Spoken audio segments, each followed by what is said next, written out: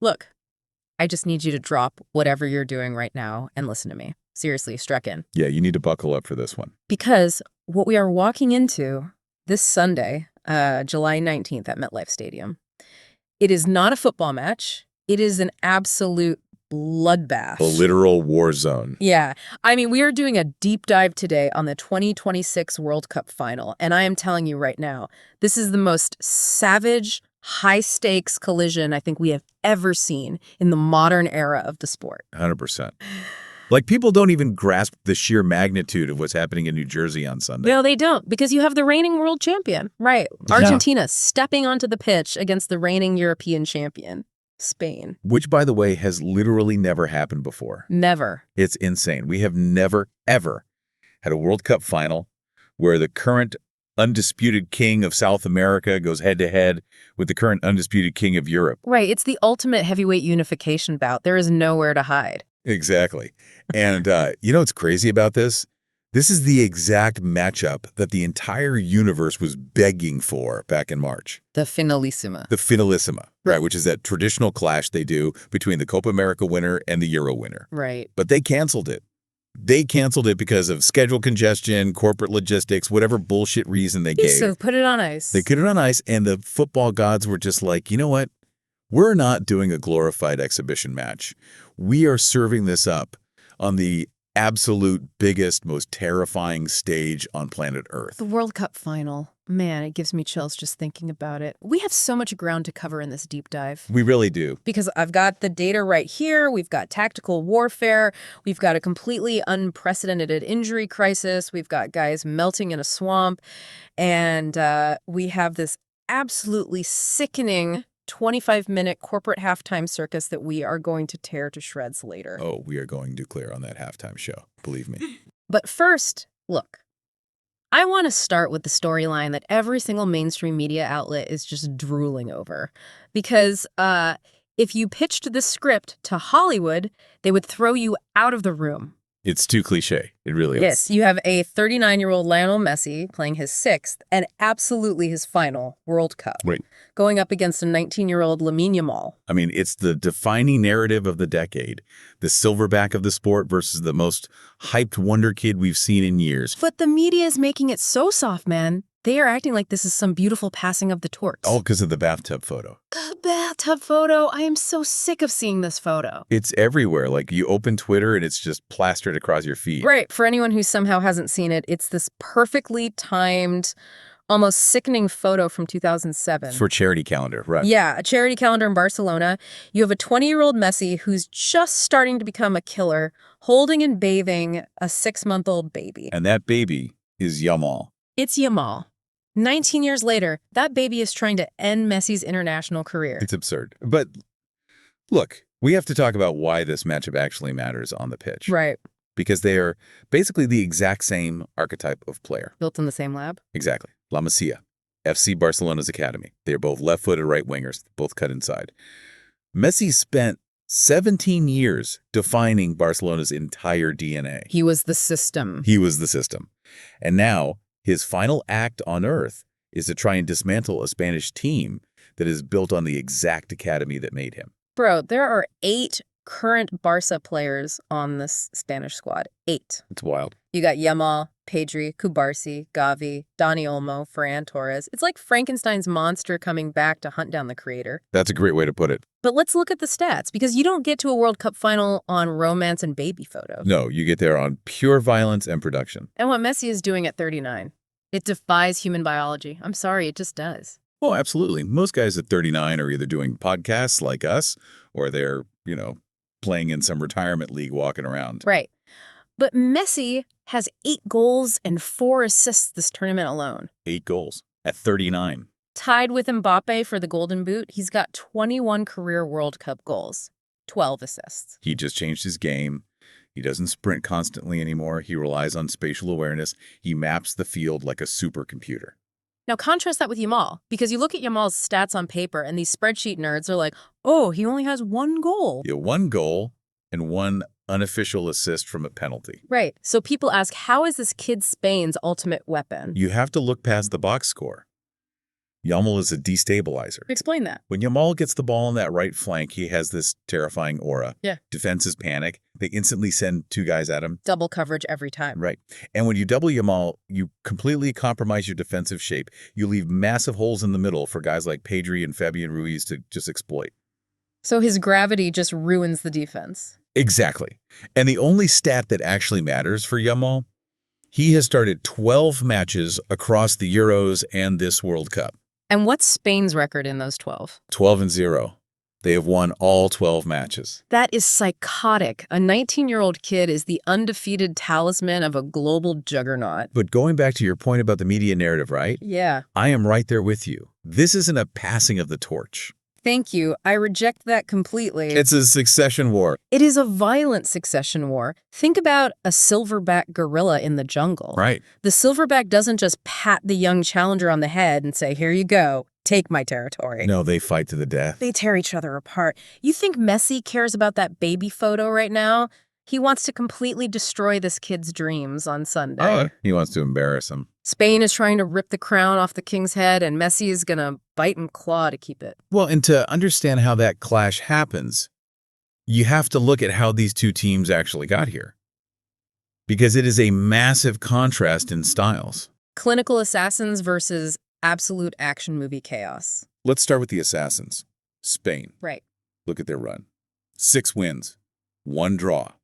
They have conceded exactly 1 goal this entire tournament. 1 goal. And that was, what, against Belgium in the 41st minute? Round of 16 against Belgium. That is the only time the ball has touched the back of their net. It's suffocating. It is. And it's bigger than just this tournament. Spain is on a 37-match unbeaten streak right now. 37 matches. They haven't lost since March 2024 against Colombia in a friendly. If they win Sunday, they break Italy's record from Euro 2020 for the longest unbeaten run in senior men's history. So we are talking about a literal dynasty being born here. It feels a lot like that 2008 to 2012 Spanish squad. Oh, the Xavi, Iniesta, Busquets era. Right. That golden generation that won 3 straight major tournaments. But this 2026 team feels different, don't they? Like, the old team would just pass you to death. Tiki-taka, it was almost boring. Right, they bored you into submission. This 2026 team, they still want the ball, but they are way more vertical. They are athletic. They are aggressive. Okay, so that's the clinical machine. But then you flip the script and you look at Argentina. Pure cinema. Bro, it's not even cinema, it's a bar fight. Argentina's run has been total chaos. They are living on the edge. They were down 2-0 to Egypt. They had to go to extra time against Cape Verde and Switzerland. And then the semifinal against England. Oh my God, we have to talk about Thomas Tuchel in England. Complete collapse. It was pathetic. Listen to me. England had Argentina on the ropes. They were up 1-0.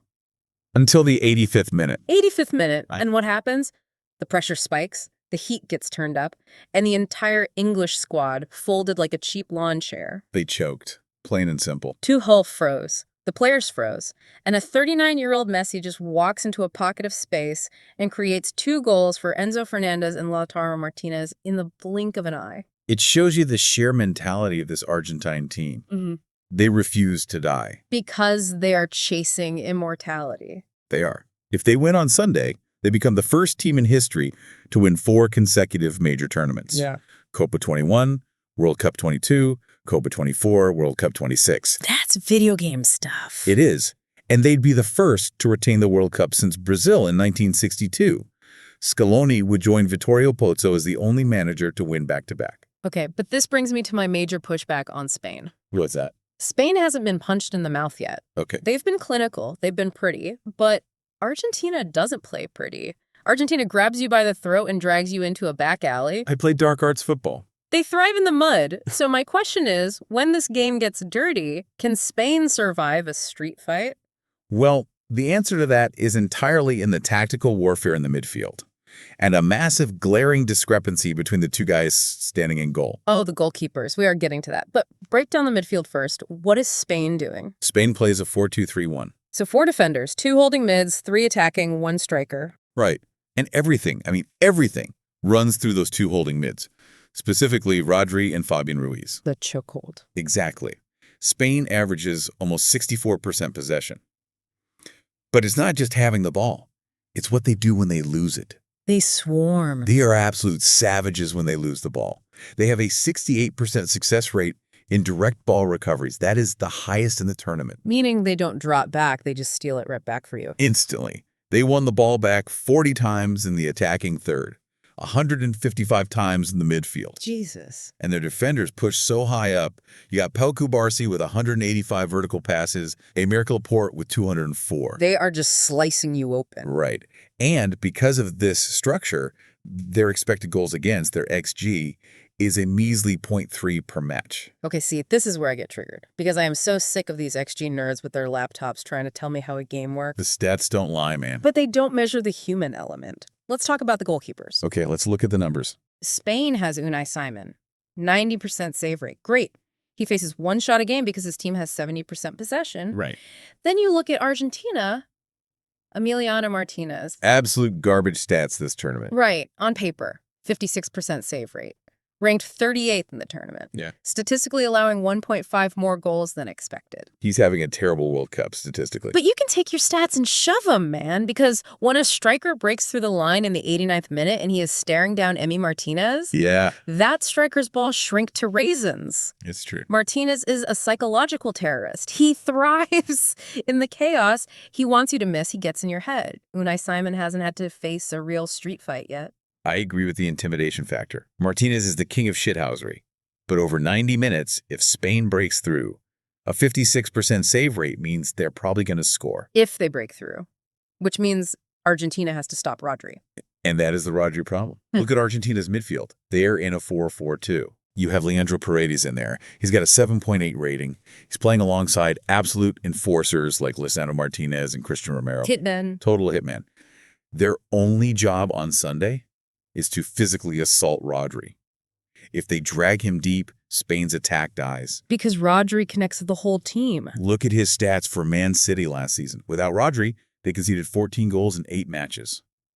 With him, 1 goal in 11 matches. Wow. So he is the engine. He's the engine. If Argentina breaks him, Spain is dead. But listen, they aren't just fighting Rodri. No. They are walking into an environmental nightmare. Let's talk about the Swamp. MetLife Stadium, New Jersey. Mid-July, 4 p.m. Eastern kickoff time. Open-air stadium, zero roof. Zero roof. Bro, the forecast is 88 degrees Fahrenheit. That's like 31 Celsius.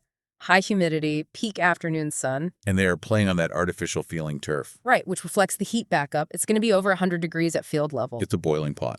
And we are already seeing the bodies break down. Spain is literally in a state of panic right now over injuries. The Yamal news was terrifying for them. Bro, he showed up to training with his thigh completely wrapped. He lasted 21 seconds in the main session. 21 seconds. And they pulled him because you were taking a 19-year-old kid and running him into the ground for a month straight. It's not just him.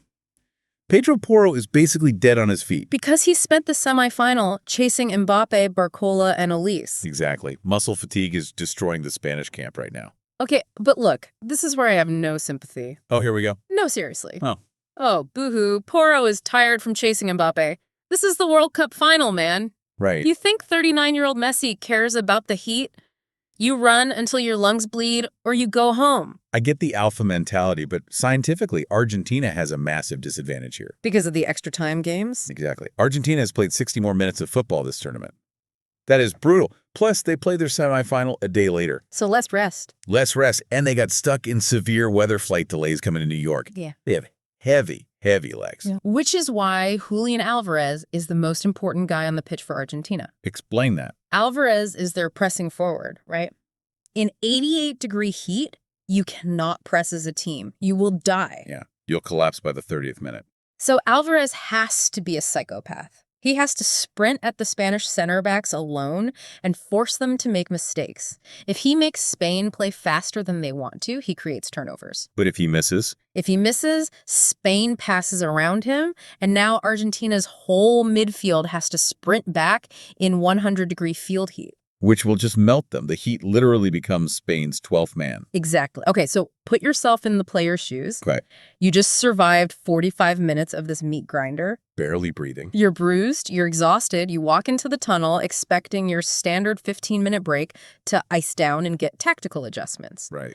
And some FIFA suit walks in and said, hey guys, you actually have to sit in here freezing for 25 minutes because Justin Bieber and the Muppets are doing a dance routine on the field. The halftime show. It makes my blood boil. It is a Mhm. disgrace. It is the most unprecedented, heavily criticized corporate stunt in the history of the sport. Let me read this lineup. This is produced by FIFA and Global Citizen, curated by Chris Martin from Coldplay. God help us. The lineup: Madonna, Shakira, BTS, Justin Bieber, Burna Boy, Gustavo Dudamel, the PS22 chorus, and literal Sesame Street characters. Big Bird is at the World Cup final. Big Bird is delaying the biggest game of these guys' lives. The stated goal is to raise $100 million for the Global Citizen Education Fund, which, fine, education is great. Education is great, do it on a Tuesday, not during the World Cup final.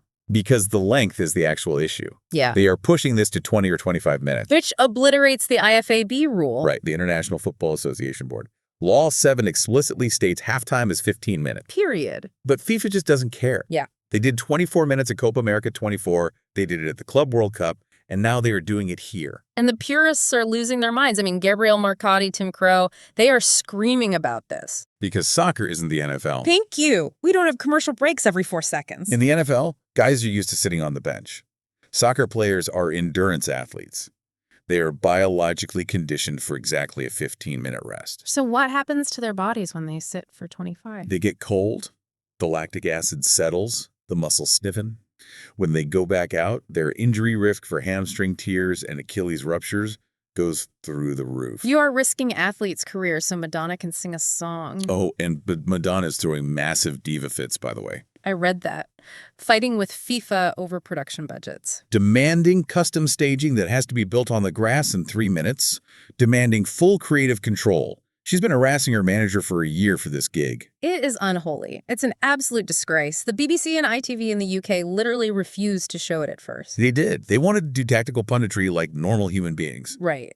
But the corporate pressure broke them. They caved on July 15th. So we are all watching Shakira and Burna Boy perform Die Die while the players freeze in the locker room. It's like pausing a literal war zone so a K-pop band can do choreography on the battlefield. It's the complete Americanization of the sport. It's selling the soul of soccer. But look, eventually, the smoke clears, the Muppets get off the field. Thank God. The players come back out stiff as a board to play the final 45 minutes.